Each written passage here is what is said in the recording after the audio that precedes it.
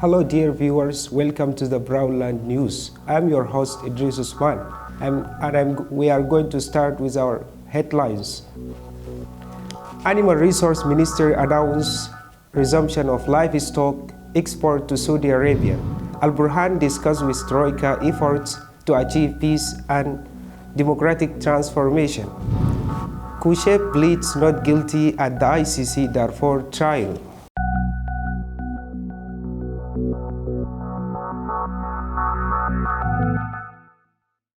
Al-Burhan discussed with Troika efforts to achieve peace and democratic transformation.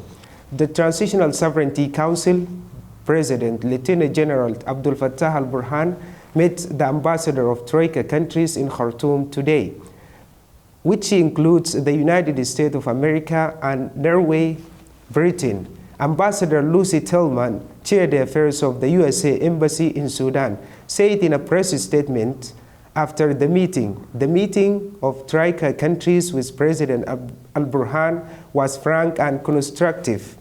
The Troika state announced their strong support for facilitating the efforts of the political dialogue process between the Sudanese under the sponsor of the United Nations, the African Union, and the IGAD, which is expected to lead the establishment of an acceptable transitional and civilian government. The chair of affairs of the USA Embassy added that the Troika countries announced their strong support for all the efforts aimed to achieve democratic civil transition in Sudan. Animal Resource Ministry announced resumption of livestock export to Saudi Arabia. The Ministry of Animal Resource and Fisheries announced on Wednesday the resumption of livestock export to Saudi Arabia after renewing the protocol with the Saudi Ministry of Animal Resources, Agriculture and Environment. The Undersecretary of Ministry, Dr. Al-Amir Jafar, said in a press statement that after intensive efforts, the Ministry of Animal Resources was able to start shipping sheep to Saudi Arabia from the center of the state of the Great Kordofan, Gadarif, Kassala, and the Kadaro through the final quarantine in Sawakin.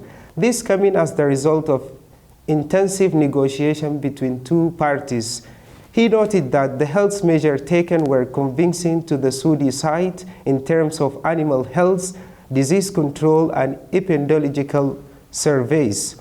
The Undersecretary affirmed that the ministry has a program that operates in the state in a health procedure and disease control, noting that the national herd is free of disease and is acceptable in the Saudi markets. Kusheb pleads not guilty at the ICC Darfur trial. Defendant Ali Muhammad Abdurrahim, also known as Ali Kusheb, pleads innocent to all 31 charges of war crimes and crime against humanity, rejecting all of those charged against him as the International Criminal Court opened Tuesday in Hague. The 31 charges against Kusheb, including an intentional attack on civilian population, murder and attempted murder, looting, destruction of property and livestock, imminent act, outrage upon personal dignity, rape, torture, forced transfer of population, and cruel treatment. Kusheb denied all the charges against him and said, "I am innocent of all charges against me and the charges are rejected." The ICC prosecutor Karim Khan, in the opening statement, told stories of war victims, women, and children, and showed videos, clips documenting crime mentioned, as well as eyewitnesses' reports of some crimes committed in Darfur. The prosecutor reviewed several documented crimes against civilians in several areas of Darfur, providing involvement of several officials in coordination with the militia in the attack in the areas of Wadi Saleh, Magjur, and Bin Sadi. Thousands rallied to mark third anniversary of ousting the Bashir government. Thousands of Sudanese took to the street protesting against military rule in the country. The demonstration also marked the third anniversary that led to the toppling of the former president Omar Hassan Ahmad al-Bashir government. They also convinced with the 37th anniversary of overthrow of President Jafar Nimeri in a bloody coup in 1985. After popular uprising at that time, the military quickly handed power to an elected government.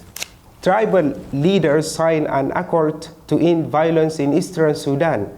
Leaders of Bani Amr, Habaib, and separate tribes have signed an accord to put an end to inter-tribal hostilities that erupt in southern Sudan over the past few days. Residents from the area attributed the clashes to the dispute over water project on the banks of the Adbara River, and some residents of Al-Sabbaria village fence off the seat under the pretext of agriculture.